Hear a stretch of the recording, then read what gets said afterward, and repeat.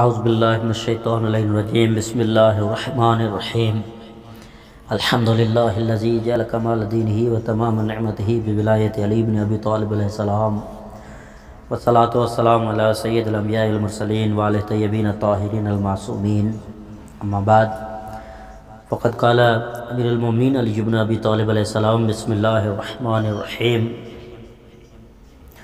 وبسطتم یدی فکففتها ومددتموها فقبضتها ثم تداککتم علی تداک الابلہیم علی حیادها یوم ورودها۔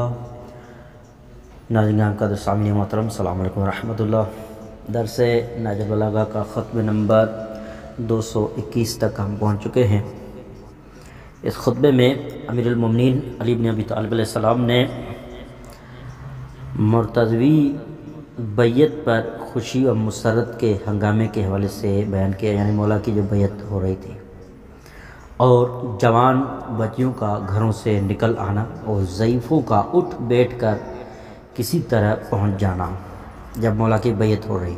یہ مختصر خطبہ ہے، یہ خطبے میں چلتے ہیں۔ مولا فرماتے ہیں کہ بیعت کرنے کے لیے تم نے میرا ہاتھ اپنی طرف پھیلانا چاہا تو میں نے اسے کھینچ لیا، تم نے اسے کھینچا تو میں نے اسے اپنے قبضے میں لے لیا، پھر تم نے مجھ پر اسی طرح کا ہجوم کر لیا جس طرح پیاسے اونٹ پانی پینے کے دن حوضوں پر ہجوم کیا کرتے ہیں، یہاں تک کہ بھیڑ اور دھکا پیل کی وجہ سے جوتیاں ٹوٹ گئی اور چادریں پھٹ گئی، کمزور لوگ کچلے گئے، اور میری بیعت کرنے کی خوشی لوگوں میں اس حد تک پھیلی ہوئی تھی کہ چھوٹے بڑے بچے مسرت سے بےتاب ہو رہے تھے اور بوڑھے لڑکھڑاتے ہوئے قدموں سے بیعت کے لیے پہنچے، اور بیمار لوگ بھی اٹھتے بیٹھتے پہنچ ہی گئے۔ جوان لڑکیاں پردے سے نکل کر دوڑ پڑی۔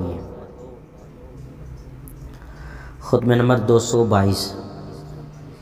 اس خطبے میں امیر المومنین نے 6 چیزوں کی جانب متوجہ کیا ہے۔ سب سے پہلی چیز کہ تقوی کا نتیجہ اور نیک اعمال بجا لانے کے مواقع اور موت کیسا مد مقابل ہے، رشتہ داروں اور وارثوں کا احوال اور گزر چکنے والے لوگوں کا حال اور متقی لوگوں کا حال۔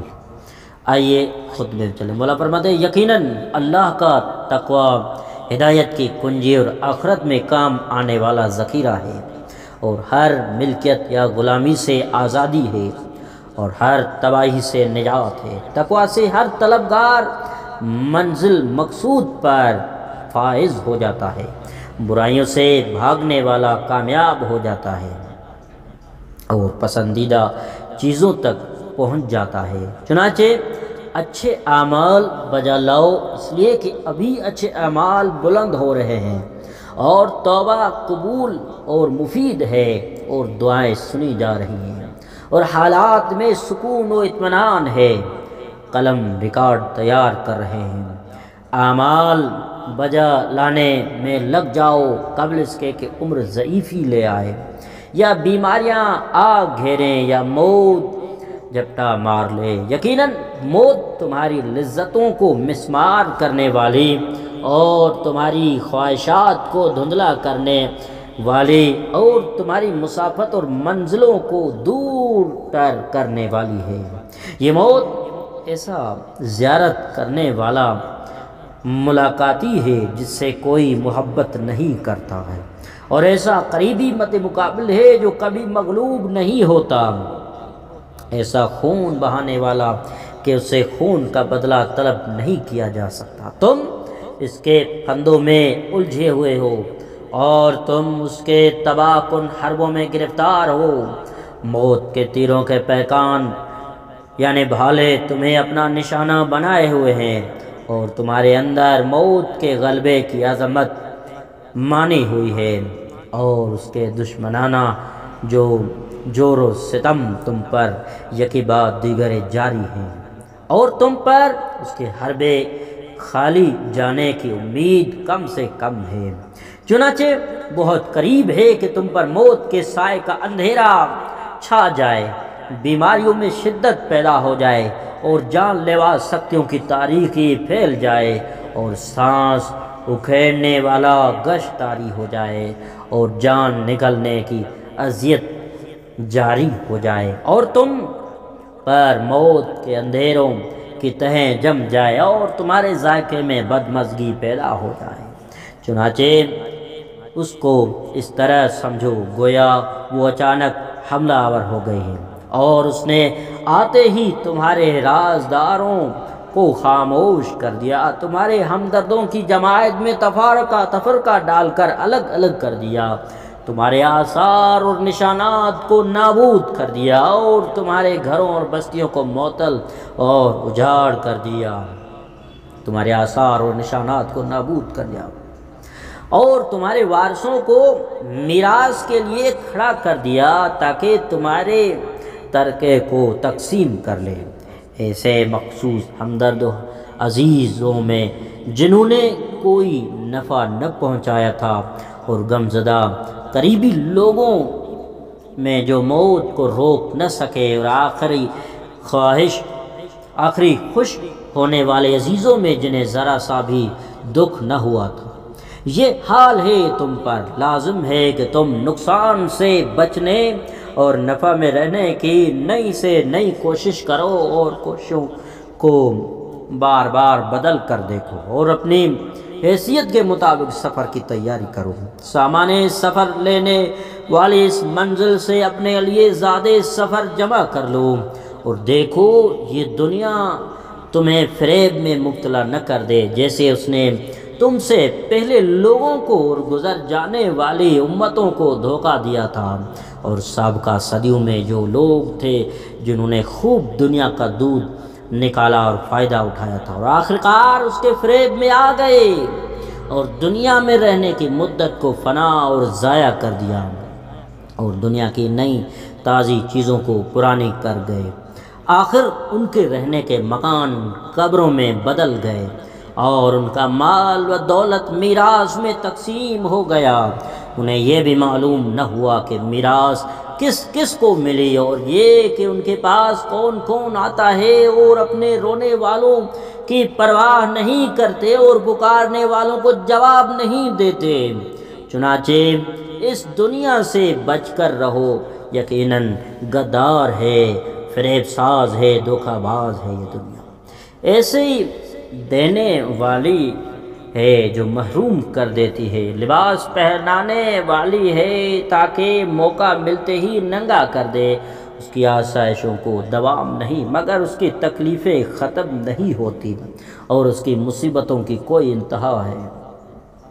اسی دنیا میں ایک ایسی قوم بھی موجود رہی ہے جو دراصل اس دنیا والے نہ تھے، چنانچہ وہ اس دنیا میں اس طرح رہے جیسا کہ اس دنیا سے متعلق نہیں، اس کا دنیا میں عمل درآمد اپنی بصیرت کے مطابق رہتا رہا اور جس چیز سے بچنا چاہتے تھے اس سے بچنے میں جلدی اور کوشش کرتے تھے۔ ان کے جسموں کی نقل و حرکت، چلنا پھرنا آخرت والے لوگوں میں ہوتا تھا اور وہ دنیا والوں کو دیکھتے تھے کہ وہ اپنے جسم کی موت کو ایک عظیم حادثہ سمجھتے ہیں اور یہ لوگ دنیا کی اس حالت کو عظیم حادثہ سمجھتے ہیں کہ وہ خود زندہ ہو اور اس کے دل مردہ ہو۔ خطبہ نمبر 223۔ اس خطبے میں امیر المومنین نے کچھ چیزوں کی جانب اشارہ کیا ہے کہ رسول کی شان میں ذی قار نام کے گاؤں کے پاس یہ خطبہ ارشاد فرمایا تھا جبکہ آپ بصرہ جا رہے تھے۔ علامہ واقدی نے اپنی کتاب الجمل میں خطبے کو نقل کیا ہے۔ اس خطبے میں مولا نے آن حضرت کی پیغامات خداوندی باقاعدہ پہنچائے اور اللہ نے آپ کے ذریعے مومنین کو شیر و شکر کرا دیا۔ آئیے خطبے میں چلیں۔ مولا فرماتے ہیں آپ کو آپ صلی اللہ علیہ وآلہ وسلم کو جو حکم ملا تھا اسے سب کے روبرو واضح کر دیا اور اللہ کے تمام پیغامات پہنچا دیے۔ اللہ نے آپ کے وسیلے سے شیرازہ بندی بھی کی اور اضطراب پراگندگی کو دور کیا اور رحم سے وابستہ لوگوں کی شدید عداوت کو سینوں سے بھڑک اٹھنے والی کینوں کو دلوں سے نکال کر ان کے پھوٹ کو دور کیا اور ان میں الفت و محبت پیدا کر دی۔